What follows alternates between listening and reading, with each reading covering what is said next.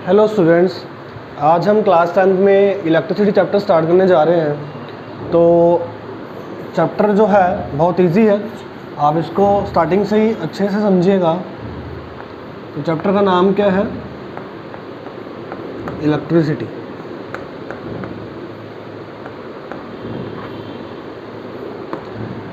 सबसे पहले हम इसमें क्या डिस्कस करते हैं? हम डिस्कस करते हैं इलेक्ट्रिक सर्किट के बारे में। इलेक्ट्रिक सर्किट क्या होता है?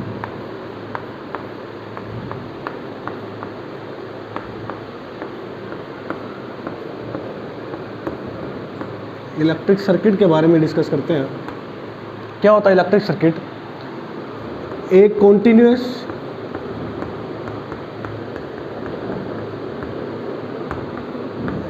और क्लोज्ड पाथ, एक कॉन्टिन्यूअस और क्लोज पाथ किसका? इलेक्ट्रिक करंट का। किसका? इलेक्ट्रिक करंट का। उसे क्या बोलते हैं? Electric circuit. क्या बोलते हैं? Circuit, electric circuit. तो अब ये क्या है, डेफिनेशन से हम क्या समझते हैं?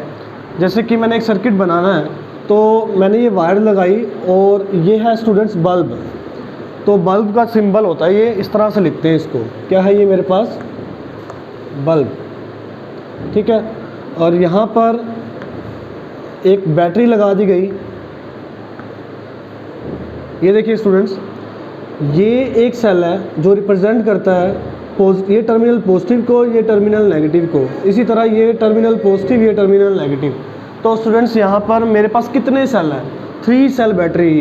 ये एक सेल हो गया, ये 2 सेल, और ये कितने सेल है? 3 सेल। तो मेरे पास 3 सेल की एक बैटरी है। इसको क्या बोलते हैं? बैटरी, जिसका ये एंड पॉजिटिव है और ये एंड क्या है? नेगेटिव। यहाँ पर एक की लगा रखी है। ये की क्या होता है? एक तरह का, इसको आप बोल सकते हो ऑन ऑफ करने की होती है की, बटन होता है जिससे कि करंट स्टार्ट कर दिया जाता है यहाँ से। अगर इसको ऑन करना है तो यहाँ पर हम डॉट लगाते हैं, तो ये ऑन को रिप्रेजेंट करती है। अगर यहाँ डॉट नहीं लगा हुआ तो इसका मतलब ये क्लोज्ड की है, ठीक है।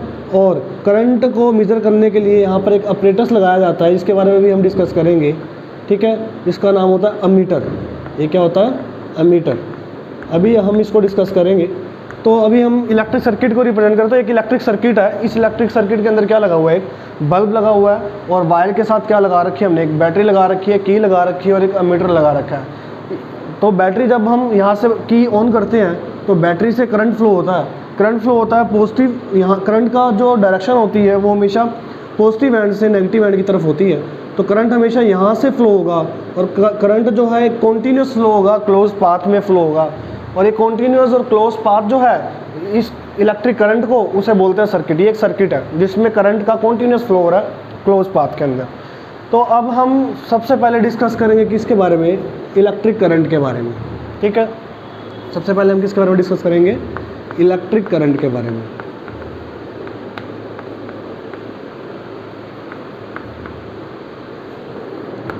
इलेक्ट्रिक करंट स्टूडेंट्स क्या होता है? सबसे पहले इलेक्ट्रिक करंट को स्टूडेंट्स रिप्रेजेंट किससे करते हैं हम? आई से, ठीक है। इलेक्ट्रिक करंट को किससे रिप्रेजेंट किया जाता है? करंट को किससे रिप्रेजेंट किया जाता है? आई से। इसकी एक सिंपल सी डेफिनेशन स्टूडेंट्स आपने याद करनी है। वो क्या है? Rate of flow of charge. Rate of flow of charge, charge का फ्लो होने का रेट। रेट मतलब आप बोल सकते हो स्पीड, बोल सकते हो यहाँ पर, तो कोई प्रॉब्लम नहीं है। अब स्टूडेंट्स, मैंने आपको बताया करंट को रिप्रेजेंट करते हैं आई से। डेफिनेशन है rate of flow of charge, ठीक है। अभी चार्ज क्या है, अभी इसके बारे में आपको बताएंगे हम।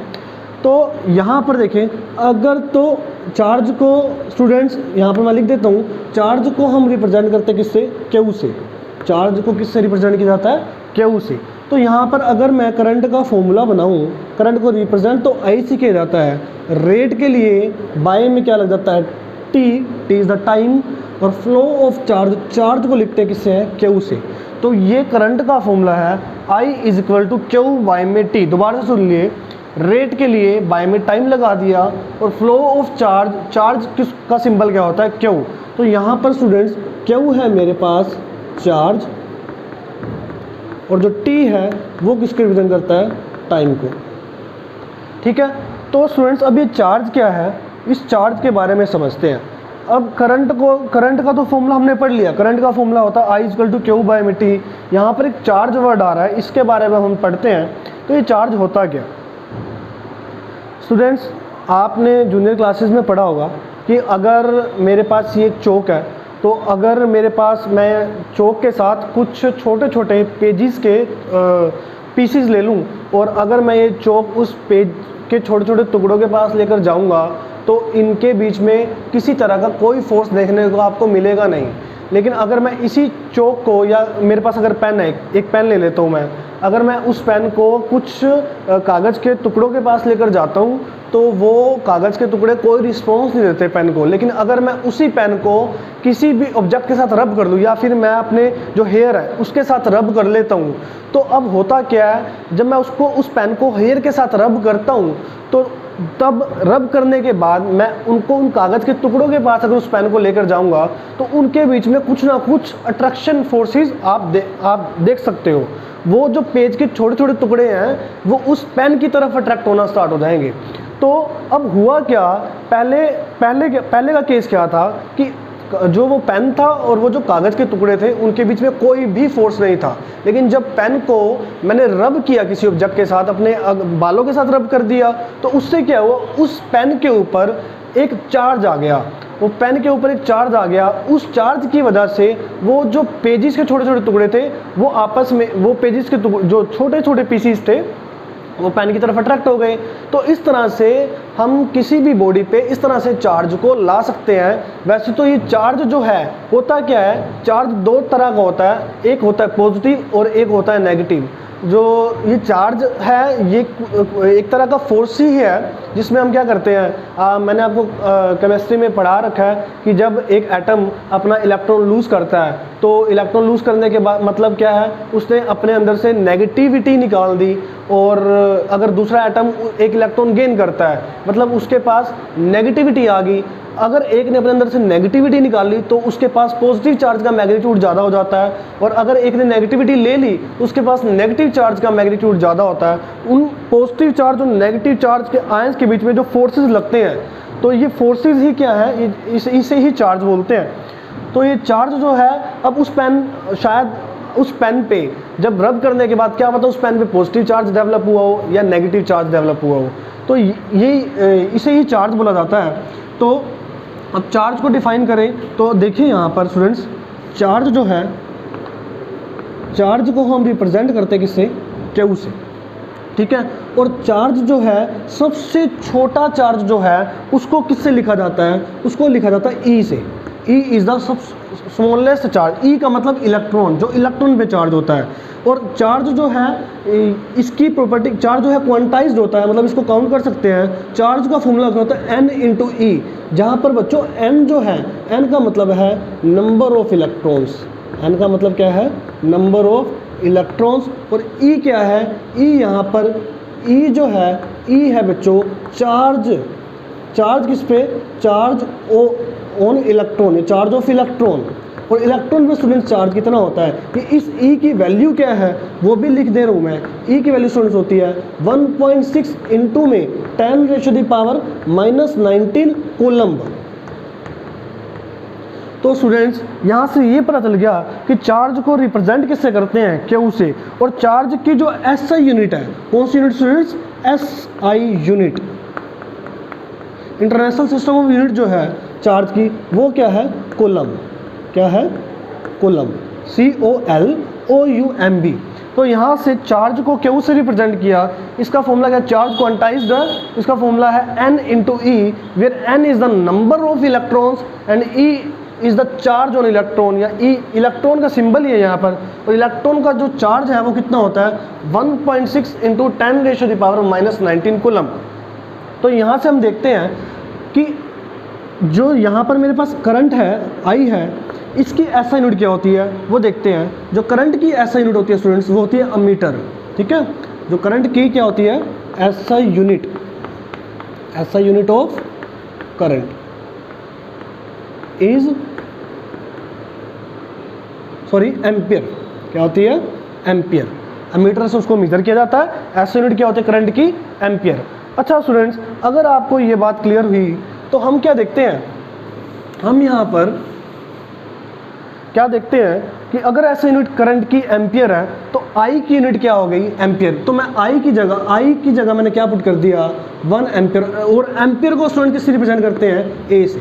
किससे रिप्रेजेंट करते हैं? ए से। अगर मैं आई की जगह आई की वैल्यू 1 एम्पियर पुट कर दूं, वो 1 एम्पियर कैसे आएगी? 1 एम्पियर तब आएगी जब चार्ज जो क्यू है, चार्ज ये कितना हो जाए? 1 कूलम। कितना हो जाए? 1 कूलम।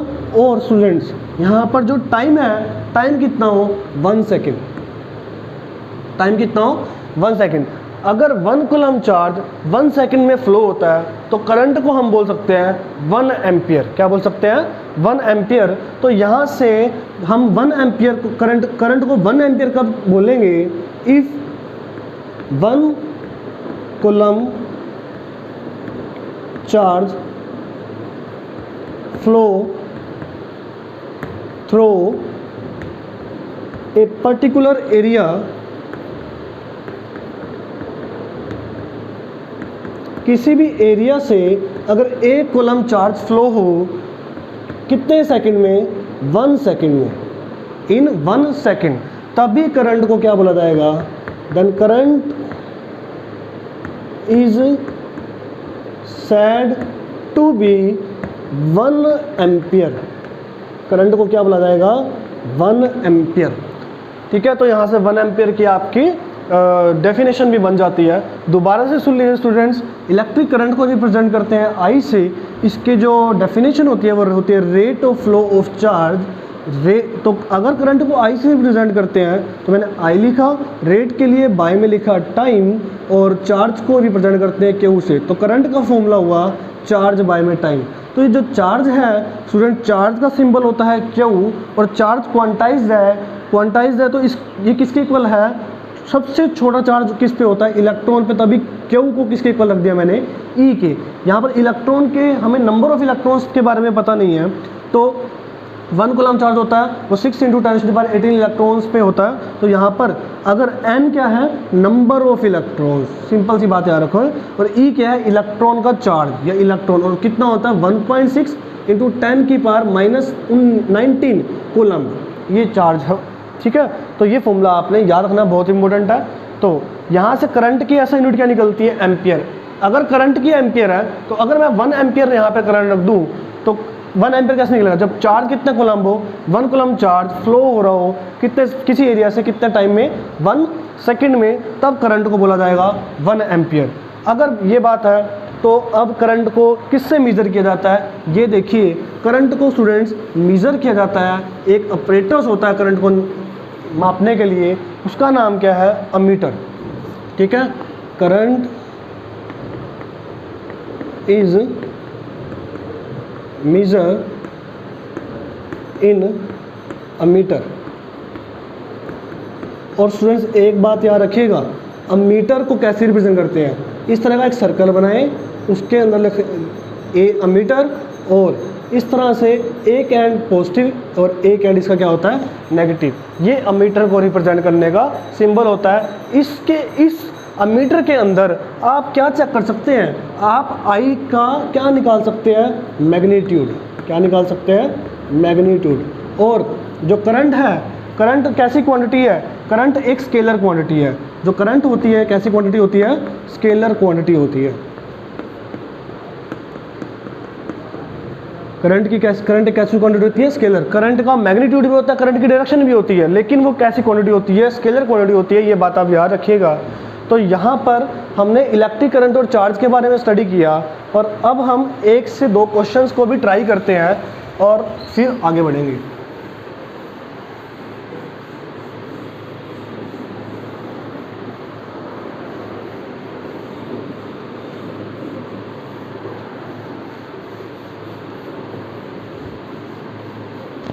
तो स्टूडेंट्स, अब इलेक्ट्रिक करंट पे एक न्यूमेरिकल पढ़ते हैं। अगर मैं आपको कहूँ a current of 0.5 ampere is drawn a current of 0.5 ampere is drawn by A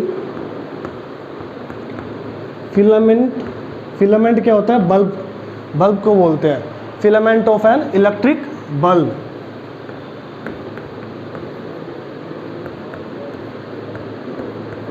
bulb के जो वायर होती है उसे फिलामेंट बोलते हैं, ठीक है। फॉर 10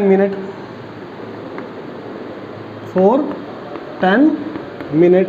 तो फाइंड क्या करना है? फाइंड द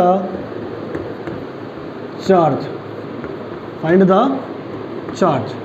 अब क्या कहता है, एक करंट, कितना करंट? 0.5 एम्पियर का करंट एक इलेक्ट्रिक बल्ब के अंदर जा रहा है, कितने मिनट के लिए? 10 मिनट के लिए। तो क्या निकालना है? चार्ज निकालना है। तो स्टूडेंट्स इसका मतलब मुझे करंट की वैल्यू कितनी है, आई की वैल्यू कितनी दे रखी है? आई की वैल्यू गिवन है 0.5 एम्पियर। टाइम कितना दे रखा है? 10 मिनट। और आपको पता है 1 मिनट में 60 सेकंड होते हैं, तो 10 को किससे मल्टीप्लाई कर दें? 60 सेकंड से। तो यहाँ पर कितने सेकंड आ जाएंगे अपने पास? 600 सेकंड, ठीक है। अब फॉर्मूला अप्लाई करें आई का, चार्ज निकालना है। आई का फॉर्मूला क्या होता है? I is equal to Q by में टाइम। मुझे क्या निकालना है? चार्ज। क्या निकालना है? चार्ज। आई की वैल्यू कितनी है? आई की value students 0.5 is equal to Q. Time कितना है अपने पास? 600 सेकंड। ये डिवाइड में इधर आके क्या हो जाएगा? मल्टीप्लाई में। अगर हम 0.5 है, पॉइंट हटा दें तो बाय में लग जाएगा 10। 600 डिवाइड में इधर आके मल्टीप्लाई में हो जाएगा और क्या निकल जाएगा आपका? Amount of charge. क्यों? कितना निकलेगा? 6 को 5 से मल्टीप्लाई करें 30, 1 0 है तो क्यू चार्ज की यूनिट क्या होती है? कुलम। कुलम को किसे लिखते हैं? सी से। तो यहाँ पर क्यू की वैल्यू कितनी आई? 300 कुलम। ये चार्ज कितना आया? 300 कुलम। तो इस तरीके से आप इस क्वेश्चन को कर सकते हैं। बहुत इजी क्वेश्चन था। अब नेक्स्ट क्वेश्चन करते हैं। नेक्स्ट क्वेश्चन क्या है ये देखिए।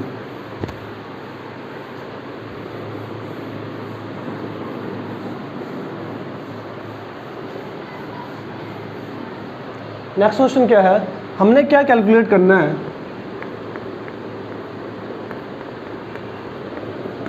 Number of electrons. Calculate the number of electrons constituting